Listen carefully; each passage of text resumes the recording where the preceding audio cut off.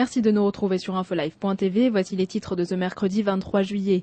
Barack Obama a atterri ce mardi soir en Israël pour une visite de 24 heures dans le cadre de sa tournée internationale. Le candidat démocrate à la présidentielle américaine est arrivé de Jordanie, d'où il a donné une allocution condamnant l'attentat au tracteur qui a eu lieu hier après-midi dans la capitale d'Israël et qui a fait 24 blessés. Ce dernier avait également annoncé qu'il travaillerait en faveur de la paix dès qu'il entrera en fonction. Au programme d'aujourd'hui, une série de rencontres avec les différents chefs israéliens et palestiniens.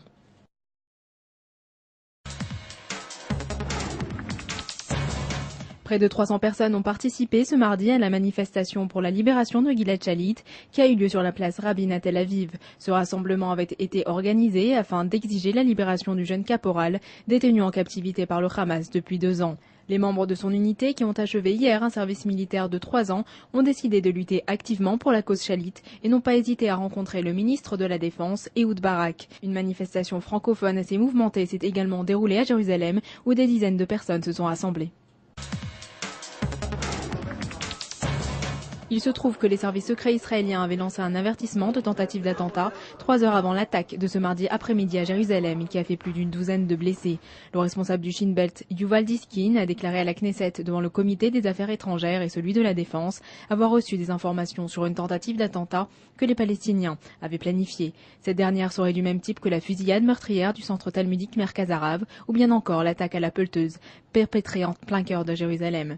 Le chef des services secrets israéliens a également déclaré que le Hamas avait renforcé son équipement militaire dans la bande de Gaza, possédant des missiles capables d'atteindre la ville de Kiryat Gat.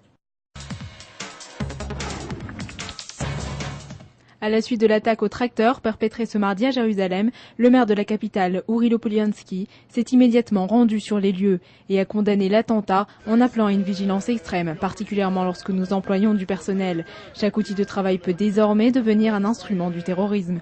Avi Dirter, le ministre de la Sécurité intérieure, a quant à lui invité les Israéliens à ne pas faire de généralité. Je suis sûr que ni cet homme ni le terroriste qui avait perpétré l'attentat rue Yafo début juillet ne représentent la population vivant à Jérusalem-Est, a-t-il déclaré. Israël a informé les autorités palestiniennes qu'ils allaient relâcher 24 prisonniers des brigades de martyrs d'Al-Aqsa détenus en prison dans l'État hébreu dans le cadre de l'accord de libération de prisonniers signé entre les deux camps en 2007. Parmi ces détenus, 4 seront entièrement graciés et pourront se déplacer librement à l'intérieur des territoires palestiniens. Le reste des hommes pourra vivre librement à l'intérieur de la zone A et seront retirés de la liste des personnes les plus recherchées d'Israël.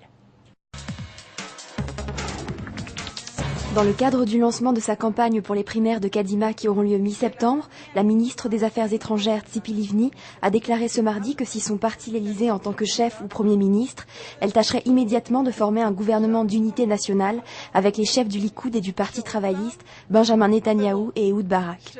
Livni a aussi expliqué que l'unité du gouvernement serait la meilleure solution pour Israël dans ces temps où la menace extérieure se fait de plus en plus sentir. C'est la fin de ce flash, merci de nous avoir suivis sur InfoLive TV, la première télévision israélienne sur Internet qui émet en 4 langues depuis Jérusalem.